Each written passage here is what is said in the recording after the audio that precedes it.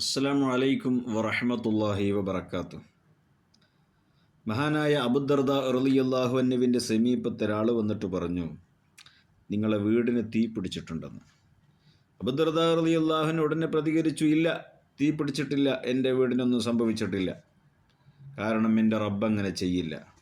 എന്തുകൊണ്ട്? മുത്തുനബി സല്ലല്ലാഹു അലൈഹി വസല്ലമ തങ്ങൾ ചില കലിമത്തുകൾ പറയുന്നതായിട്ട് ഞാൻ കേട്ടിട്ടുണ്ട്. ആരെങ്കിലും അത് രാവിലെ പറഞ്ഞാൽ വൈകുന്നേരത്തിനിടക്ക് അവനക്കൊന്നും സംഭവിക്കില്ല. ആരെങ്കിലും ആ കലിമത്തുകൾ വൈകുന്നേരം രാത്രിയിൽ പറഞ്ഞാൽ നേരം വെളുക്കുന്നത് വരെ അമ്നാണ്, സലാമത്താണ്, അവനൊന്നും സംഭവിക്കില്ല. അതുകൊണ്ട് എനിക്ക് ഉറപ്പാണ്, എൻ്റെ വീടിനൊന്നും സംഭവിച്ചിട്ടില്ല. എന്തായിരുന്നു ആ കലിമത്ത്?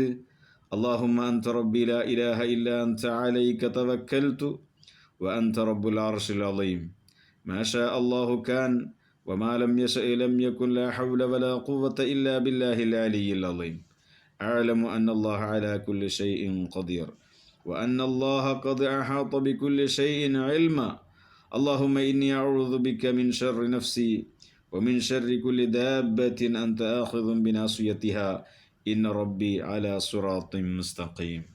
ഈ ദിക്ർ ആരെങ്കിലും രാവിലെയും വൈകുന്നേരവും പതിവാക്കിയാൽ അന്നത്തെ ദിവസം അവന് യാതൊരു മുസീബത്തും സംഭവിക്കില്ല എന്ന് മുത്ത് ഹബീബ് സല്ലല്ലാഹു അലൈഹി വസല്ലമ തങ്ങൾ പഠിപ്പിച്ചിട്ടുണ്ട്.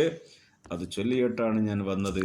അതുകൊണ്ട് എൻ്റെ വീടിന് അങ്ങനത്തെ പ്രയാസങ്ങൾ സംഭവിച്ചിട്ടില്ല. പറഞ്ഞ പോലെ തന്നെയാണ് മറ്റൊരു സംഭവത്തിൽ അതിൻ്റെ പരിസരങ്ങളിലെല്ലാം തീ പടർന്നിട്ടും അബൂദർദ റളിയല്ലാഹു അൻഹുവിൻ്റെ വീട് മാത്രം തീ തൊടാതെ അവിടെ സലാമത്തായി കിട്ടി, രക്ഷപ്പെട്ടു കിട്ടി എന്ന് കാണാം. ചുരുക്കത്തിൽ മുത്തുനബി സല്ലല്ലാഹു അലൈഹി വസല്ലമ തങ്ങൾ പറഞ്ഞ ഇത്തരത്തിലുള്ള ദിക്റുകൾ നമുക്ക് വിശ്വാസം വേണം. ആ വിശ്വാസത്തോടു കൂടി നമ്മളത് ഏറ്റെടുത്ത് ചൊല്ലിയാൽ അതിൻ്റെ ഫലം കാണും. അള്ളാഹു തൗഫീഖ് നൽകുമാറാവട്ടെ. ഒന്നുകൂടി ചൊല്ലാം.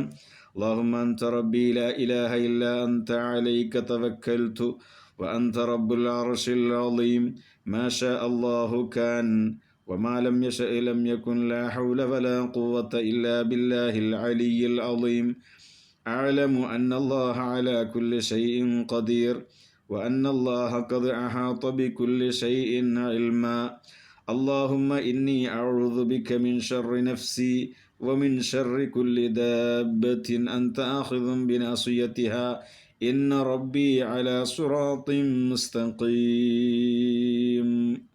അല്ലാഹു തൗഫീഖ് ചെയ്യുമാറാവട്ടെ. നമ്മൾ പറഞ്ഞു വരുന്നത് ഫിഖ്ഹിയായ കർമ്മശാസ്ത്ര വിഷയങ്ങളിലെ വളരെ പ്രധാനപ്പെട്ട സബ്ജക്റ്റ് നിസ്കാരത്തെക്കുറിച്ചാണ്. അതിൻ്റെ ചില മസ്അലകളിലൂടെയാണ് ഇന്ന് നിങ്ങളോട് പറയുന്നത്. ഇൻഷാ അല്ലാഹ്, നിസ്കാരത്തിൽ നബി സല്ലല്ലാഹു അലൈഹി വസല്ലമ തങ്ങൾ വളരെ ഗൗരവപരമായിട്ട് ഉണർത്തിയൊരു വിഷയമുണ്ട്. സംഗതി ഫിഖ്ഹിയായി ചർച്ച ചെയ്യുമ്പോൾ അത് കറാഹത്താണ്. പക്ഷേ കറാഹത്ത് ആണെങ്കിലും അതങ്ങനെ നിസ്കാരത്തിൽ ചെയ്യുന്നത് വളരെ വലിയ അപകടകരമായിരിക്കുന്ന ഒരു വിഷയമാണ്. അത്രയേറെ ഗൗരവത്തിലാണ് നബി സല്ലല്ലാഹു അലൈഹി വസല്ലമ തങ്ങൾ അതിനെക്കുറിച്ച് പറഞ്ഞത്. എന്താണത്? ഇമാം ബുഖാരി റളിയല്ലാഹു അൻഹു റിപ്പോർട്ട് ചെയ്ത ഹദീസിൽ കാണാം, മാ ബാലു അഖ്വാമിൻ യർഫഉന അബ്സാറഹും ഇലസ്സമാ ഫീ സ്വലാത്തിഹിം. ചില ആളുകൾ നിസ്കരിച്ചു കൊണ്ടിരിക്കുമ്പോൾ ആകാശത്തിലേക്ക് കണ്ണുകൾ ഉയർത്തും, മേൽപോട്ടിങ്ങനെ നോക്കിക്കൊണ്ടിരിക്കും. നിസ്കാരത്തിൽ മേൽപോട്ട് നോക്കുന്നത് ഒരു പക്ഷേ നല്ല ഉദ്ദേശത്തിലായിരിക്കും, ഖുശൂഉം ഭക്തിയൊക്കെ കിട്ടാനായിരിക്കും. അങ്ങനെ ഒരു ഭക്തിയും ഖുശൂഉം ആകാശത്തിൻ്റെ ഭാഗത്തേക്ക് നോക്കിയിട്ട് നിസ്കാരത്തിലില്ല. വളരെ ഗൗരവമായിട്ടാണ് നബി സല്ലല്ലാഹു അലൈഹി വസല്ലമ തങ്ങൾ ഫത്ഹുൽ മുഈനിൽ കാണാം, ഫഷ്തദ്ദ ഖൗലഹു. നബി സല്ലല്ലാഹു അലൈഹി വസല്ലമ തങ്ങൾ ആ വാക്ക് കുറച്ചുകൂടി കടുപ്പിച്ചിട്ടാണ് പറഞ്ഞത്. ഹത്താ ഖാല ലയന്തഹുന്ന അൻ ദാലിക ഔല യഖ്തിഫന്ന അബ്സാറുഹും.